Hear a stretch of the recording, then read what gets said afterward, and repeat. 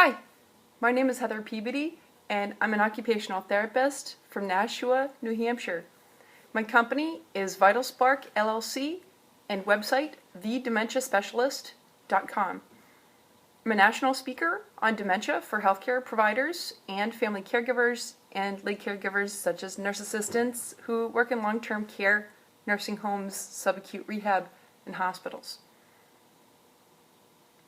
Dementia includes any number of illnesses that have a chronic or chronic and progressive memory loss, also reversible dementias such as delirium that are temporary. Today we're going to talk about how to get your client or loved one who has dementia to follow simple cues as you help them participate in their day-to-day care.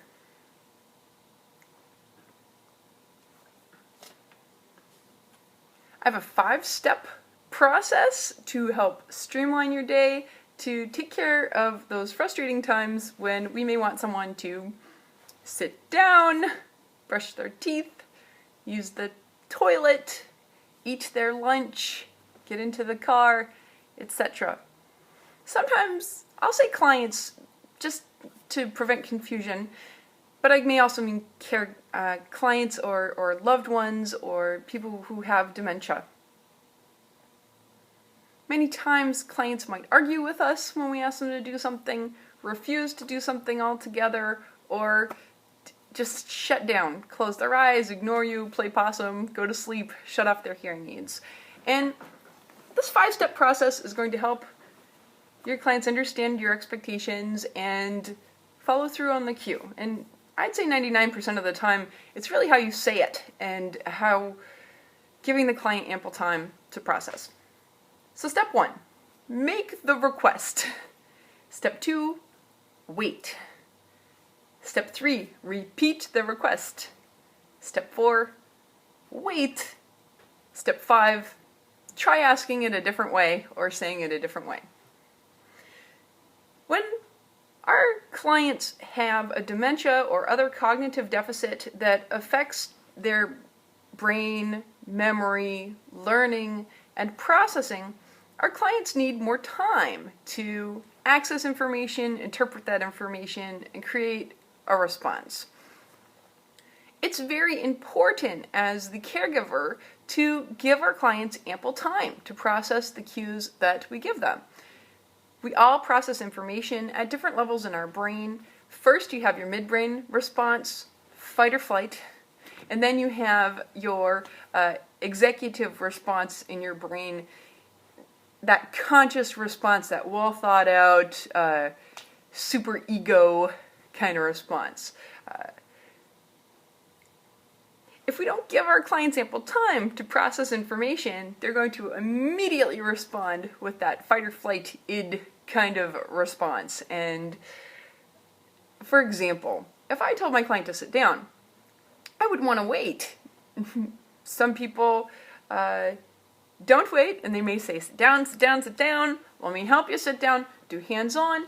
And what ends up happening is maybe the client hits them or runs away or argues or shuts down or shuts off their hearing aids.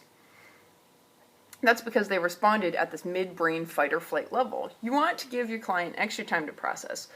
The slower processing is called bradyphrenia and is very common with dementing illness. Your clients may very well understand what you're saying to them as long as you present the information simply and give them time to process that information at their own rate to generate a response. A secondary problem with dementia is our clients have memory loss, so they may forget what you were saying by the time they processed it, so twofold problem. Typical human processing takes about 10 seconds, so we might become very impatient as a caregiver if we ask a client to do something, and we wait 10 seconds and they haven't done it yet. We become space fillers and start to say lots and lots of things, sit down, a little sitty, on the cherry, put your butt there, move it, and we try to pick at it, The problem is our clients have major attention issues and they're very distractible, and every single time you repeat what you say, the client has to start all over again to process what you said. So trust me, let's do it this way. 1. Make the request. Mr. Jones, please sit down. And now you're going to have to wait. And that will be the hardest part of your job as the caregiver. Keep your brain busy because we do tend to be bored. Maybe decide what you're going to make for dinner tonight. When's the next time you're going to go take a break for yourself? When's the next time you could plug an hour in to go to the bookstore or go to the grocery store? Who's going to watch the client for you? And then 60 seconds goes by. If the client did not do what you requested, so step 2 was to wait. Step 3 is to repeat that same request. Mr. Jones, please sit down. Now again, step 4, we wait. Why do we repeat? We repeat because some of that initial request may still be in the client's brain, and by saying the same thing, it kind of gives a little boost in what we call their working memory. So the client might still have some words from the first time you said it, Mr. Jones, please, and then you add that little part, sit down. Right. This is why it's a receptive language issue. That's why sometimes we even do it with typical processing brains. Someone talks to you and you say, what? And they start to repeat themselves and you go, oh, yes, I get it. And they didn't have to repeat the sentence. You just needed time to process what they said. You're not deaf. And my favorite nerd joke is I see caregivers go up to the client and they say, hey, Mr. Jones, sit down. He says, what? And the caregiver goes, sit down! And Mr. Jones says, hey, I'm not deaf. I have receptive aphasia. Anyway, so step 5, if the client did not process the second time you gave that same cue, you would want to change the cue. Why? The particular cue that you gave may not be something that they understand. With their receptive language difficulties, they may not know what you mean with the particular words that you used. With dementia, neurons die off, and maybe that particular sentence structure isn't received.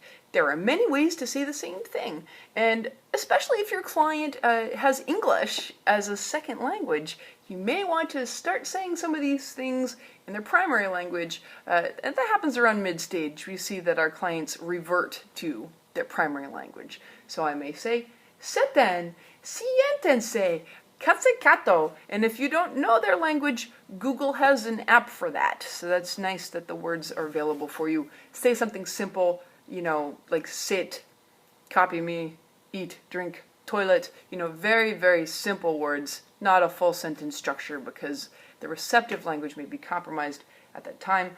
Or if English is the only language, say it in a different way. Don't stand. If that doesn't work, you can get into a multi-sensory cue. Maybe you stand up and sit down at the same time, gesturally showing the client how to sit, especially if the client forgot how to sit and they're trying to climb into the chair or kneel onto the chair.